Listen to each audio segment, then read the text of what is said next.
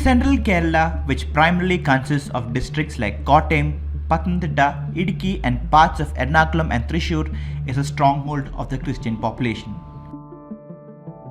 In many assembly seats across this region, Christian votes often decide the election results.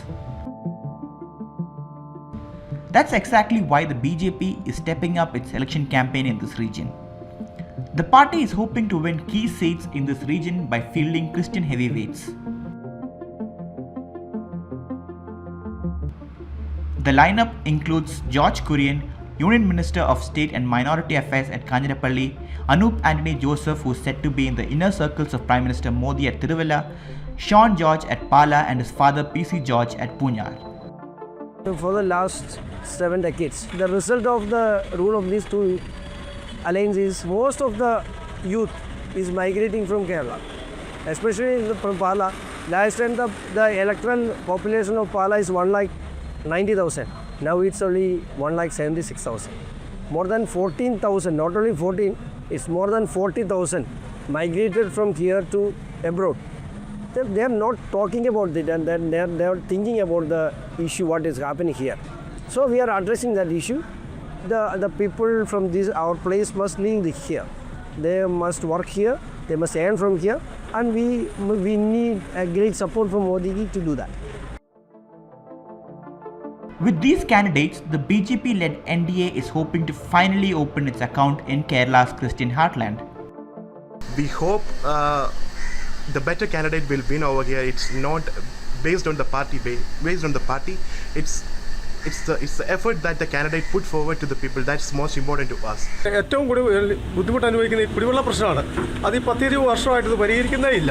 ഞാനൊക്കെ എന്ന് പറഞ്ഞു കഴിഞ്ഞാൽ ഈ സീസണിൽ തന്നെ 15,000 രൂപയോളം വെള്ളത്തിൽ മുടക്കിയിട്ടിരിക്കുന്ന ആളാണ്. അതിനൊരു ശാശ്വത പരിഹാരം ഉണ്ടാകണം. അതിനൊരു മാറ്റം ഇവിടെ ഉണ്ടായാലും ഇതൊക്കെ നടക്കത്തുള്ളൂ. ഈ പ്രാവശ്യം കാഞ്ഞിരപ്പള്ളിയിൽ ഒരു മാറ്റം ഉണ്ടാകും. ഇന്ത്യക്ക് അനുകൂലമായിട്ട് ജനങ്ങൾ വിധി എഴുതും. BJPയോട് ആർക്കും വെറുപ്പോ അറപ്പോ ഒന്നുമില്ല. സ്ഥാനാർത്ഥിയുടെ കഴിവ് നോക്കി വോട്ട് ചെയ്യാനാണ് ഞാൻ തീരുമാനിച്ചിരിക്കുന്നത്. NDA's campaign leans heavily on the development narrative of Prime Minister Modi. For the development, no compartmentation is there, because development is for the people, and Modi's development and schemes are for all the people of in the country. That is why all the people, the people of this constituency and Kerala, they want development. That is why we are approaching the people, and there won't be any differences between the people or anything. However, the Foreign Contribution Amendment Bill 2026, introduced in the Lok Sabha on March 25, may disrupt the NDA's plans.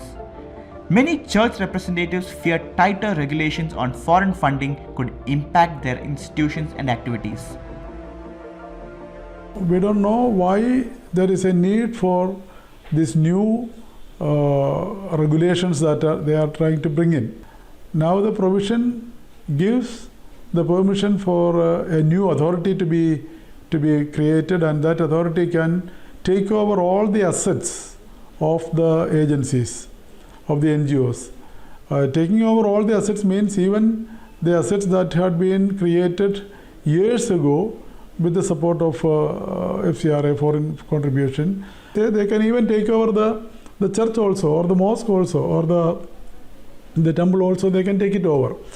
And the only provision that they have given in it is that if it is a place of worship, with the permission of the authority, these people may be allowed to use that for the purpose of worship, which is ridiculous, because the places of worship belong to the people, belong to the faithful, the community, and what has some external agency to do with it?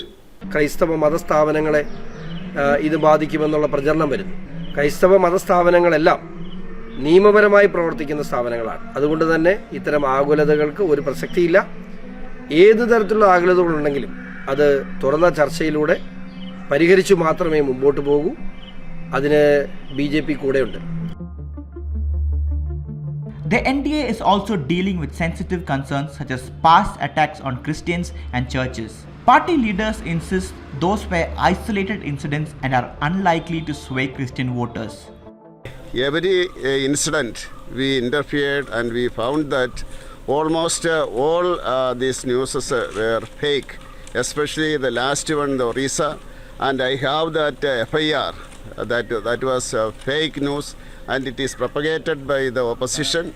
And each and every incident I can, because I was the vice chairman of National Minority Commission, and as the Minority Commission, this MOS minister, I am interfering in all cases and involving. I know the cases, and that is out of the proportion. So I am a good Christian. I am a Syrian Catholic from Kerala itself, from Pala itself.